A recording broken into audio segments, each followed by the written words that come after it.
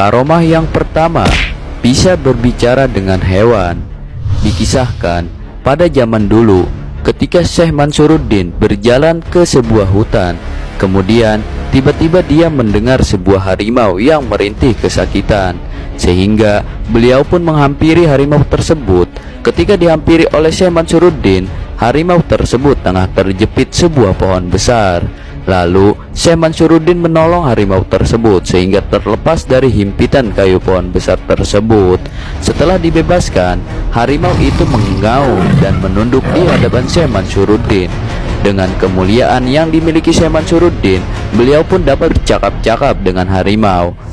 Kemudian Syekh Mansuruddin berkata pada harimau itu, "Engkau atas izin Allah telah aku selamatkan, maka aku minta pada engkau dan anak turunanmu untuk tidak mengganggu keluargaku dan anak keturunanku," kata Syekh Mansuruddin kepada harimau tersebut. Kemudian sang harimau pun menyanggupinya. Hingga saat ini berkembang cerita bahwa anak keturunan Syekh Mansuruddin dapat menaklukkan harimau. Subhanallah, tidak ada yang tidak mungkin bagi para waliullah. Karomah yang kedua, sampai ke Mekah dengan mengucap bismillah saja. Diceritakan, ketika batu Quran ini muncul pertama kali berkaitan erat dengan kisah salah satu ulama Banten yang amat terkenal di abad 15 Masehi. Beliau tidak lain adalah Syekh Maulana Mansur. Dalam sejarah ini pula diyakini bahwa kemunculan batu Quran tersebut merupakan lokasi pijakan Syekh Maulana Mansur ketika beliau akan pergi ke Tanah Suci untuk berhaji. Menurut sejarahnya, kala itu beliau hendak ke Mekah dan langkahnya diawali dari lokasi batu Quran tersebut dengan membaca bismillah saja.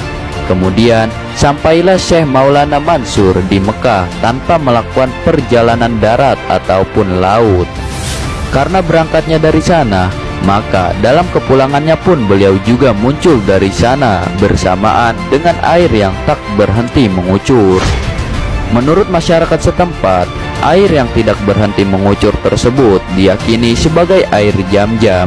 Nah, melihat kucurannya yang tidak mau berhenti, maka Syekh Maulana Mansur pun berkeinginan untuk menghentikannya. Dan beliau pun memulai usahanya untuk menutup air tersebut. Beliau pun bermunajat kepada Allah Subhanahu wa Ta'ala agar air tersebut dihentikan. Kemudian Syekh Mansuruddin pun mengerjakan sholat 2 rakaat di dekat kucuran air tersebut.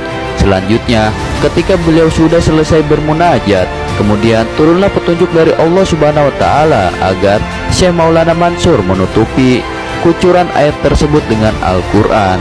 Akhirnya, atas izin Allah, kucuran air tersebut pun berhenti dan berubahlah menjadi batu.